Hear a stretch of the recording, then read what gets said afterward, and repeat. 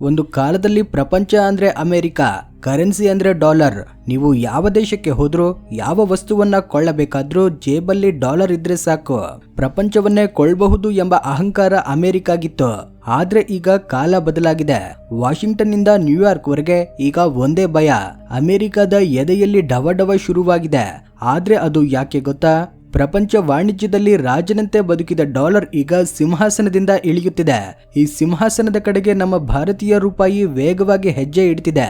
ಕಳೆದ ಕೆಲವು ತಿಂಗಳುಗಳಿಂದ ನಡೆಯುತ್ತಿರುವ ಒಂದು ಮೌನ ಕ್ರಾಂತಿ ಇದು. ಯಾರಿಗೂ ಗೊತ್ತಿಲ್ಲದಂತೆ ಪ್ರಪಂಚ ಆರ್ಥಿಕ ವ್ಯವಸ್ಥೆಯಲ್ಲಿ ಒಂದು ಭೂಕಂಪ ಬರ್ತಿದೆ. ಇಂಟರ್ನ್ಯಾಷನಲ್ ಮಾನಿಟರಿ ಫಂಡ್ IMF ನ ಇತ್ತೀಚಿನ ವರದಿ ನೋಡಿ ಅಮೆರಿಕ ನಿದ್ದೆ ಮಾಡುವುದನ್ನೇ ಬಿಟ್ಟಿದೆ.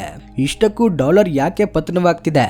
ಭಾರತ 28 ದೇಶಗಳೊಂದಿಗೆ ಮಾಡಿದ ಆ ರಹಸ್ಯ ಒಪ್ಪಂದ ಏನು? ನಾವು ಬಳಸುವ UPI ಅಮೆರಿಕದ ಸ್ವಿಫ್ಟ್ ವ್ಯವಸ್ಥೆಯನ್ನ ಹೇಗೆ ನಾಶ ಮಾಡ್ತಿದೆ? ಚಿನ್ನದ ಖರೀದಿಯಲ್ಲಿ ಭಾರತ ಏಕೆ ದಾಖಲೆ ಸೃಷ್ಟಿಸ್ತಿದೆ? ಈ ವಿಡಿಯೋದಲ್ಲಿ ನಮ್ಮ ದೇಶ ಸಾಧಿಸಿದ ಒಂದು ಅದ್ಭುತ ಆರ್ಥಿಕ ಗೆಲುವಿನ ಬಗ್ಗೆ ತಿಳ್ಕೊಳ್ಳೋಣ. ಇದು ಕೇವಲ ಸುದ್ದಿ ಇಲ್ಲ, ಪ್ರತಿ ಭಾರತೀಯನು ಹೆಮ್ಮೆ ಪಡುವ ವಿಷಯ. ವಿಡಿಯೋ ಶುರು ಮಾಡೋದಕ್ಕೂ ಮೊದಲು ನಮ್ಮ ದೇಶದ ಮೇಲೆ, ನಮ್ಮ ರೂಪಾಯಿ ಮೇಲೆ ನಿಮ್ಗೆ ಗೌರವ ಇದ್ರೆ ವಿಡಿಯೋಗೆ ಲೈಕ್ ಮಾಡಿ. ಕಾಮೆಂಟ್ ಬಾಕ್ಸ್ ನಲ್ಲಿ ಗಟ್ಟಿಯಾಗಿ ಭಾರತ್ ಮಾತಾ ಕಿ ಜೈ ಎಂದು ಟೈಪ್ ಮಾಡಿ, ಯಾಕಂದ್ರೆ ಇದು ನಮ್ಮ ದೇಶ ಗೆಲ್ಲುತ್ತಿರುವ ಯುದ್ಧ. ಮೊದಲನೇದಾಗಿ ಡಾಲರ್ ಇಷ್ಟೊಂದು ಶಕ್ತಿಶಾಲಿಯಾಗಿ ಹೇಗೆ ಮಾರ್ಪಟ್ಟಿತು ಎಂಬುದನ್ನ ಸಣ್ಣ ಫ್ಲಾಶ್ ಬ್ಯಾಕ್ ನೋಡೋಣ. ಎರಡನೇ ವಿಶ್ವ ಯುದ್ಧದ ನಂತರ 1994ರಲ್ಲಿ ಬ್ರೆಟನ್ ವುಡ್ಸ್ ಒಪ್ಪಂದ ನಡೆಯಿತು. ಅಲ್ಲಿಂದ ಪ್ರಪಂಚ ದೇಶಗಳೆಲ್ಲ ತಮ್ಮ ಬಳಿ ಚಿನ್ನದ ಬದಲು ಡಾಲರ್ಗಳನ್ನ ಶೇಖರಿಸಿಕೊಳ್ಳಲು ಶುರು ಮಾಡಿದವು. ಸೌದಿ ಅರೇಬಿಯಾ ತಮ್ಮ ತೈಲವನ್ನ ಕೇವಲ ಡಾಲರ್ಗಳಲ್ಲೇ ಮಾರುವಂತೆ ಅಮೆರಿಕ ಒಪ್ಪಂದ ಮಾಡಿಕೊಂಡಿತ್ತು. ಇದರಿಂದ ಯಾವುದೇ ದೇಶಕ್ಕೆ ತೈಲ ಬೇಕಾದ್ರೂ ಮೊದಲು ಅಮೆರಿಕದಿಂದ ಡಾಲರ್ಗಳನ್ನ ಕೊಳ್ಳಬೇಕಾಗಿತ್ತು. ಇದನ್ನ ಆಧಾರವಾಗಿಟ್ಕೊಂಡು ಅಮೆರಿಕ ಪ್ರಪಂಚವನ್ನ ಆಡಿಸಿತು. ಯಾರೇ ಮಾತು ಕೇಳದಿದ್ರು ನಿಮ್ಮ ಡಾಲರ್ ಖಾತೆಗಳನ್ನ ಫ್ರೀಸ್ ಮಾಡ್ತೇವೆ ಎಂದು ಬೆದರಿಸುತ್ತಿತ್ತು. ರಷ್ಯಾ, ಇರಾನ್, ವೆನಿಜುವೆಲಾ ಇಂಥ ಬಹಳಷ್ಟು ಬಾಧಿತರು ಇದ್ದಾರೆ. ಆದ್ರೆ 2022ರಲ್ಲಿ ಸೀನ್ ಬದಲಾಯಿತು. ಭಾರತ ರಂಗ ಪ್ರವೇಶಿಸಿತು. 2022ರಲ್ಲಿ ರಷ್ಯಾ ಯುಕ್ರೇನ್ ಯುದ್ಧ ಶುರುವಾದಾಗ ಅಮೆರಿಕ ರಷ್ಯಾವನ್ನ ಶಿಫ್ಟ್ ಪೇಮೆಂಟ್ ವ್ಯವಸ್ಥೆಯಿಂದ ಹೊರಹಾಕಿತ್ತು. ರಷ್ಯಾ ಬಳಿ ಇದ್ದ ಡಾಲರ್ಗಳೆಲ್ಲ ಬರೀ ಕಾಗದಗಳಾದವು. ಅಂದು ಭಾರತ ಯೋಚಿಸಿತು, ನಾಳೆ ನಮಗೂ ಇಂಥ ಸ್ಥಿತಿ ಬಂದ್ರೆ ಹೇಗೆ ಅಂತ. ಅದಕ್ಕಾಗಿ ಪ್ರಧಾನಿ ಮೋದಿ ಅವರು ಒಂದು ಸಾಹಸಮಯ ನಿರ್ಧಾರ ತೆಗೆದುಕೊಂಡರು. ಅದೇ ಲೋಕಲ್ ಕರೆನ್ಸಿ ಟ್ರೇಡ್. ಅಂದ್ರೆ ನಾವು ರಷ್ಯಾದಿಂದ ತೈಲ ಖರೀದಿಸಿದ್ರೆ ಡಾಲರ್ ಕೊಡೋದಿಲ್ಲ, ರೂಪಾಯಿ ಕೊಡ್ತೇವೆ. ಆ ರೂಪಾಯಿಯನ್ನ ರಷ್ಯಾ ಏನ್ ಮಾಡ್ತದೆ ಅಂದ್ರೆ ಮತ್ತೆ ಭಾರತದಿಂದ ಔಷಧಗಳು, ಟೀ ಪುಡಿ, ಯಂತ್ರಗಳನ್ನ ಕೊಳ್ತದೆ. ಇದನ್ನೇ ವೋಸ್ಟ್ರೋ ಅಕೌಂಟ್ಸ್ ಅಂತ ಕರೀತಾರೆ. ಈ ಒಂದು ನಿರ್ಧಾರವೇ ಗೇಮ್ ಚೇಂಜರ್ ಆಗುತ್ತೆ. ಇಂದು ಸ್ಥಿತಿ ಏನಂದ್ರೆ ಭಾರತ 28 ದೇಶಗಳೊಂದಿಗೆ ರೂಪಾಯಿಯಲ್ಲಿ ವ್ಯಾಪಾರ ಮಾಡ್ತಿದೆ. Russia, United Arab Emirates, Saudi, Iran, Sri Lanka, Bangladesh, Indonesia ಹೀಗೆ ಎಲ್ರೂ ನಮ್ಗೆ ಡಾಲರ್ ಬೇಡ, ರೂಪಾಯಿ ಸಾಕು ಎನ್ನುತ್ತಿದ್ದಾರೆ. ನಾನು ಹೇಳ್ತಾ ಇರುವುದು ಗಾಳಿ ಮಾತಲ್ಲ, ಪಕ್ಕಾ ಅಂಕಿ ಅಂಶಗಳು. IMF BIS ವರದಿ ಪ್ರಕಾರ 2024ರಿಂದ ಇಲ್ಲಿಯವರೆಗೆ ಡಾಲರ್ ಅಲ್ಲಿ ನಡೆಯುವ ಅಂತಾರಾಷ್ಟ್ರೀಯ ಪಾವತಿಗಳು 8% ಇಂದ 6% ನಷ್ಟು ಇಳಿದಿವೆ. ಇದು ಸಾಮಾನ್ಯ ವಿಷಯವಲ್ಲ. ಭಾರತದ ರಫ್ತುಗಳು ಈಗ ನಮ್ಮ ರಫ್ತುಗಳು 25% ರೂಪಾಯಿಯಲ್ಲೇ ನಡೆಯುತ್ತಿವೆ. ಆಮದುಗಳು 18% ರೂಪಾಯಿಯಲ್ಲೇ ಸೆಟಿಲ್ ಆಗ್ತಿವೆ.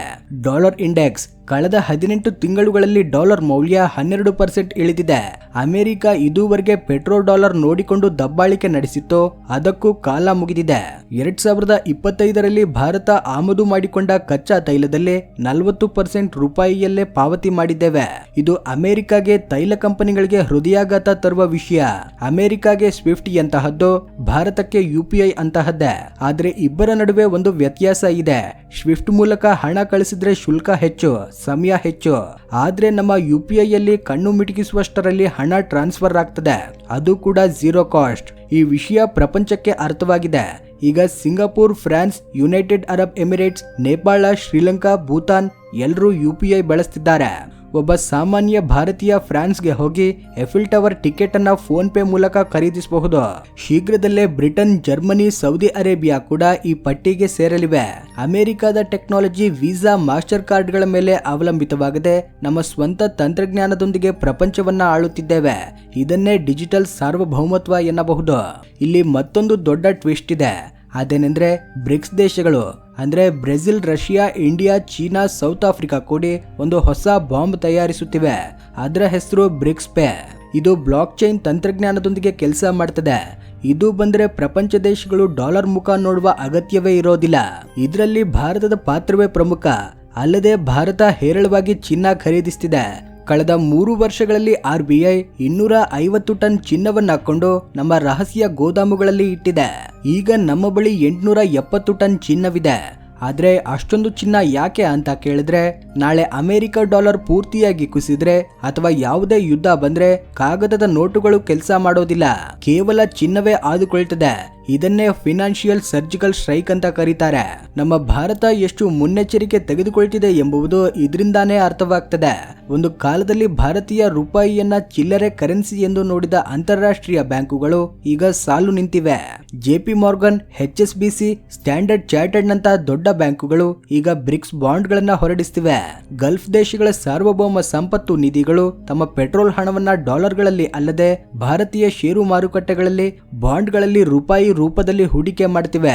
ಯಾಕಂದ್ರೆ ಅವರಿಗೆ ಗೊತ್ತು, ಅಮೆರಿಕದ ಬೆಳವಣಿಗೆ ನಿಂತು ಹೋಯಿತು, ಚೀನಾ ಕುಸಿಯಿತು, ಇನ್ನು ಭವಿಷ್ಯವೆಲ್ಲ ಇಂಡಿಯಾದ್ದೇ ಎಂದು. ಭಾರತದಲ್ಲಿ ಹಣದುಬ್ಬರ ನಿಯಂತ್ರಣದಲ್ಲಿದೆ, ರಾಜಕೀಯ ಸ್ಥಿರತೆ ಇದೆ. ಅದಕ್ಕಾಗಿ ಪ್ರಪಂಚವೆಲ್ಲ ರೂಪಾಯಿಯನ್ನ ಸುರಕ್ಷಿತ ಆಶ್ರಯವೆಂದು ನೋಡ್ತಿದೆ. ಆದ್ರೆ ಕತೆ ಇಲ್ಲಿಗೆ ಮುಗಿಯೋದಿಲ್ಲ. ಭಾರತ ಡಿಜಿಟಲ್ ರೂಪಾಯಿ ಮೇಲೆ ಪ್ರಯೋಗಗಳು ಮಾಡ್ತಿದೆ. ಇದು ಕ್ರಿಪ್ಟೋ ಕರೆನ್ಸಿ ಅಲ್ಲ, ಇದು RBI ಹೊರಡಿಸುವ ಡಿಜಿಟಲ್ ನೋಟು.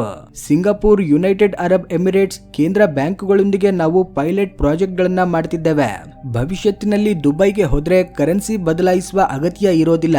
ನಮ್ಮ ಡಿಜಿಟಲ್ ವಾಲೆಟ್ ಇಂದ ಅವರ ಡಿಜಿಟಲ್ ವಾಲೆಟ್ಗೆ ನೇರವಾಗಿ ಕಳಿಸಬಹುದು. ಇದು ಯಶಸ್ವಿಯಾದ್ರೆ ಮಧ್ಯದಲ್ಲಿ ಡಾಲರ್ ಇರೋದಿಲ್ಲ, ಅಮೆರಿಕದ ಆಳ್ವಿಕೆ ಇರೋದಿಲ್ಲ. ಕೊನೆಯದಾಗಿ ಹೇಳ್ಬೇಕಂದ್ರೆ, ಅಮೆರಿಕ ಡಾಲರ್ ಪತನ ಅಂದ್ರೆ ಅಮೆರಿಕದ ನಾಶನವಲ್ಲ, ಆದ್ರೆ ಅಮೆರಿಕದ ಏಕಾಧಿಪತ್ಯ ಹೋಗ್ತದೆ. ಇದು ಭಾರತ ಸೃಷ್ಟಿಸಿದ ಹೊಸ ಪ್ರಪಂಚ. ಇಲ್ಲಿ ಯಾರು ಯಾರನ್ನ ಬೆದರಿಸಲಾರರು. ಪ್ರತಿಯೊಬ್ರು ತಮ್ಮ ಕರೆನ್ಸಿಯಲ್ಲಿ ಗೌರವದಿಂದ ಬದುಕಬಹುದು. ಪ್ರಧಾನಿ ಮೋದಿಯವರು ಆಗಾಗ ಹೇಳುವ ಮಲ್ಟಿಪೋಲಾರ್ ವರ್ಲ್ಡ್ ಅಂದ್ರೆ ಇದೇನೆ. 2030 ವೇಳೆಗೆ ನಮ್ಮ ವಾಣಿಜ್ಯ 50% ರೂಪಾಯಿಯಲ್ಲೇ ನಡೆಯಬೇಕು ಎಂಬುದು ನಮ್ಮ ಗುರಿ.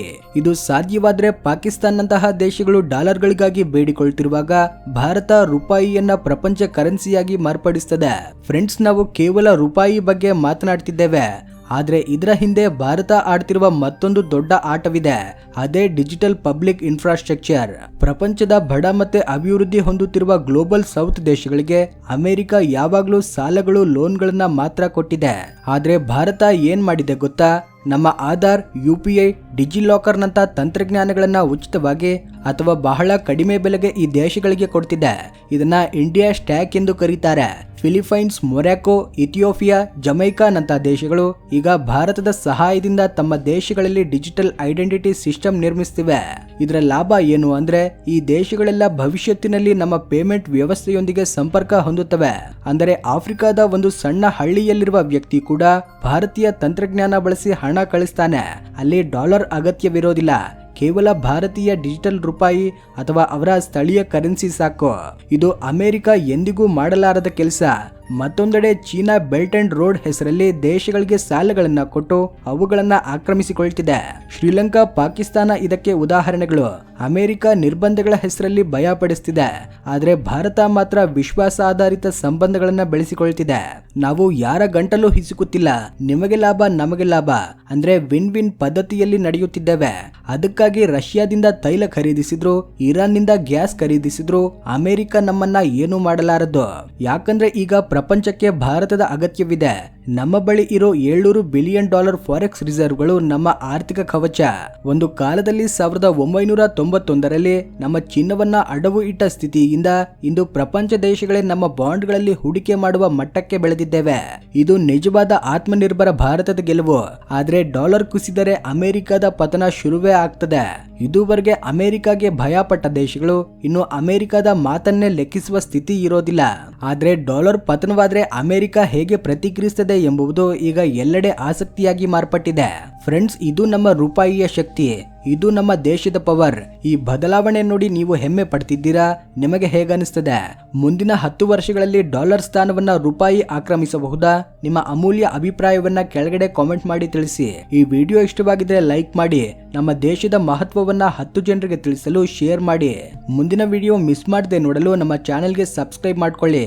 ವಿಡಿಯೋ ನೋಡಿದ್ದಕ್ಕೆ ಧನ್ಯವಾದಗಳು.